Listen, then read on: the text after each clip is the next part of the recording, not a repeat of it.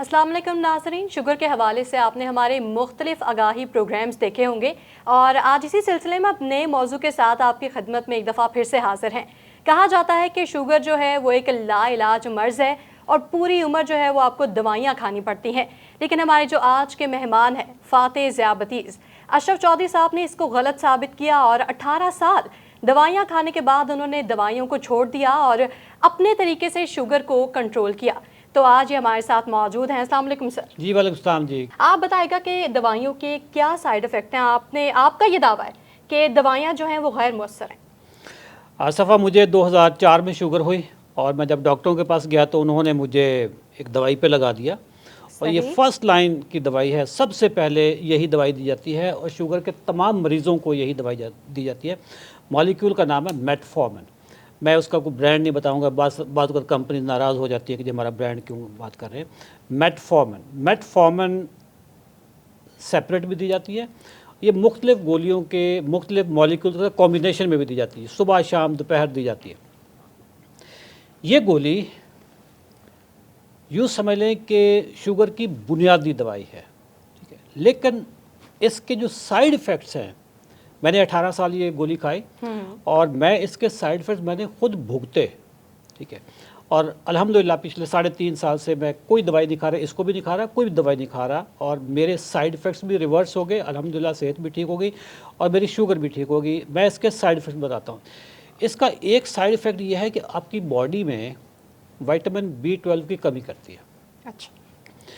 जब vitamin B12 की कमी करेगी तो आपको न्यूरोपैथी होगी। न्यूरोपैथी क्या होते हैं? पाँव जलना, पाँव सुन्न हो जाना, ठीक है। और साथ ही आपके जो डिमेंशिया है, आपको भूलने की जो आदत है वो बढ़ जाएगी। डिमेंशिया शुरू में फॉरगेटफुलनेस, फिर बाद में डिमेंशिया, बाद में अल्जाइमर।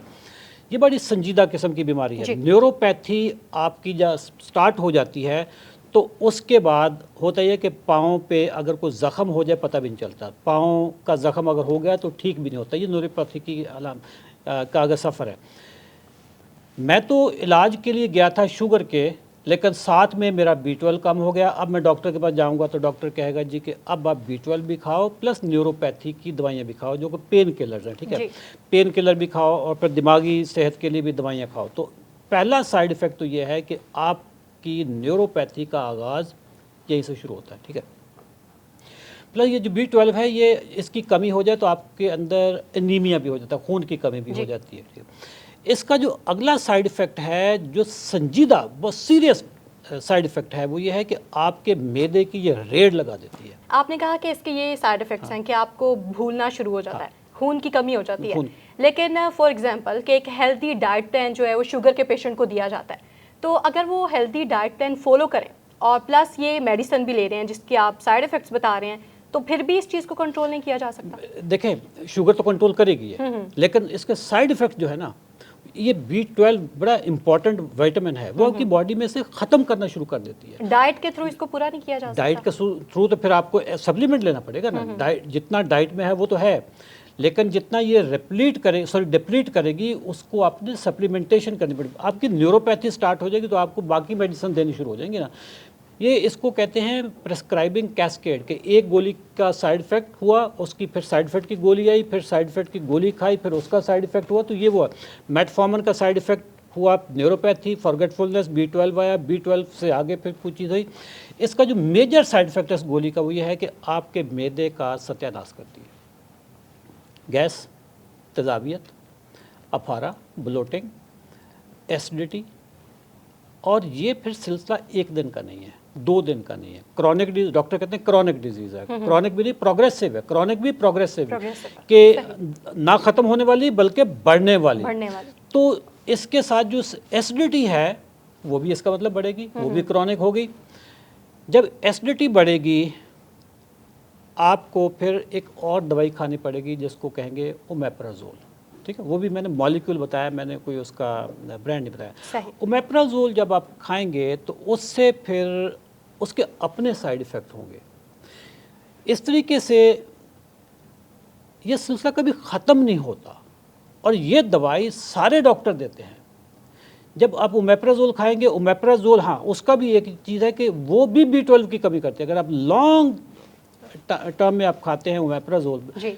तो वो B12 भी कमी करती है, बल्कि वो मैग्नीशियम की भी कमी करती है। जब मैग्नीशियम की कमी होगी, मैग्नीशियम की कमी हो तो आपकी हड्डियां भी कमज़ोर होगी, क्योंकि कैल्शियम के साथ मैग्नीशियम भी चाहिए होता है हड्डियों के लिए, ठीक है। B12 की कमी एक तो मेटफॉर्मिन ने की, जिसकी वजह से न्यूरोपैथी हुई, फिर ओमेप्राजोल ने की B12 की कमी, जिससे फिर मज़ीद आपकी न्यूरोपैथी होती है। मैग्नीशियम की कमी होती है, मैग्नीशियम की कमी होगी, नींद नहीं आएगी, ठीक है।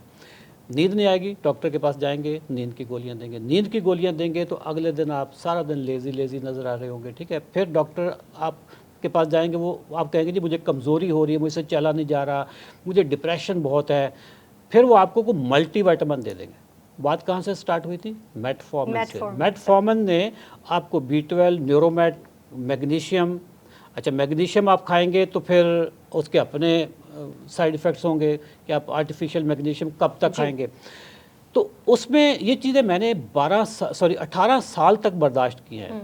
नींद का मसला, ब्लोटिंग का मसला, गैस का मसला, ओमेप्राजोल का, ये जो एसिडिटी का मसला, अल्सर का मसला, सोते हुए, ये एक अजीब आपको साइड इफेक्ट बता लगा, सोते हुए उल्टी आ जाएगी, कोई गंदा मटेरियल सड़ा हुआ यहाँ तक आ जाएगा, ठीक है। वो मेडिसिन रिएक्शन की वजह से मेडिसिन का रिएक्शन प्लस ये एसिडिटी को, ठीक है। अच्छा, उसमें फिर आपको अगली दफ़ा नींद नहीं आ रही होगी, आप सरहाना तकिया ऊंचा करके रखा हुआ होगा, पानी पी रहे होंगे, तकिया ऊपर रखा हुआ होगा, ये इसको GERD, GERD, ये GERD होता है, ठीक है। ये सारी जो साइड इफ़ेक्ट्स हैं मेटफॉर्मिन के साथ साइड इफ़ेक्ट हुए, उसकी गोलियां खाई, फिर उन गोलियों के अपने साइड इफ़ेक्ट हुए, फिर उन साइड इफ़ेक्ट्स को नलीफाई करने के लिए अगली गोली खाई, फिर उन गोलियों के अगले साइड इफ़ेक्ट, ये कभी सिलसिला रुकता नहीं, आप विशियस सर्कल में फंस जाते हो। मेटफॉर्मिन ये फर्स्ट लाइन ऑफ मेडिसिन नहीं है, ये बल्कि फ़र्स्ट लाइन ऑफ ट्रैप है। वैसे मैंने ना बहुत से मरीज़ देखे हैं सर, कि जो कि एक ही मेडिसिन जो है उनकी शुगर की, उस पर रिलाई करते हैं वो, और एडिशनली उनको कोई मेडिसिन खानी नहीं पड़ती। वैसे मेरे फादर जो हैं वो खुद डायबिटिक हैं, वो सिर्फ एक टैबलेट लेते हैं मॉर्निंग में बिफोर ब्रेकफास्ट, तो बाकी डे में ऐसा मैंने उनको नहीं देखा कि उन्होंने कोई और मेडिसिन ली हो, या उनका स्टमक जो है वो डिस्टर्ब हुआ हो, या फिर उनको मैग्नीशियम की हो गई हो, नींद ना आ रही हो, मैं समझ गया हूँ, मैं वो गोली भी समझ गया हूँ जो वो खाते हैं, जो नाश्ते से पहले खाते हैं, वो मैं समझ गया, उसके साइड इफेक्ट्स वाली अलग से मैं बताऊंगा आपको, ठीक है। वो मेटफॉर्मिन नहीं खाते हैं, क्योंकि मेटफॉर्मिन नाश्ते से पहले नहीं खाई जाती, ये नाश्ते के बाद वाली, नाश्ते से पहले वाली जो गोली है ना, वो है सल्फोनल यूरिया, छोटी सी होगी 1 ग्राम की, या 30, या डायमेक्रॉन होगी, या एमरल। नहीं, वो ये नहीं खाते, वो जो आपने सेकंड नेम लिया है वो खाते, डायमेक्रॉन, एमरल 2 खाते हैं, एमरल खाते हैं, ठीक है, एमरल 2 खाते हैं, एमरल के 2 mg वाली खाते हैं, 2 mg, ठीक है। मैंने भी वो खाई हुई है, ठीक है, सेपरेट भी खाई हुई है, प्लस वो किसी और कॉम्बिनेशन गेटफॉर्मिन की शक्ल में भी मैंने खाई हुई है। जी नाज़रीन, आपने अशरफ चौधरी साहब की गुफ्तगू सुनी है। अगर आपका कोई सवाल है शुगर के हवाले से, या कोई भी राय लेना चाहते हैं, तो आप इस दिए गए नंबर पर रब्ता कर सकते हैं।